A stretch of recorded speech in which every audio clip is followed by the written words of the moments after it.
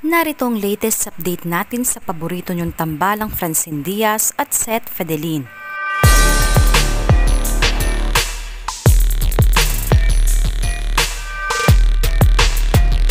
Sa kabila ng mainit na issue na kinasasangkutan ngayon ni Francine Diaz matapos ang di pagkakaunawaan nila ng bandang Orange and Lemons na hanggang ngayon ay pinag-uusapan pa rin sa social media, spotted ang tambalang Francine Diaz at Seth Fidelin na magkasama ngayong araw at unbothered sa issue ang dalaga.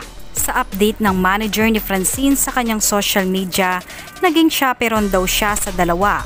Pinakita rin nito na masayang naglalaro ang Francette at nag-e-enjoy sa kabila ng mainit na issue ni Francine Diaz ngayon.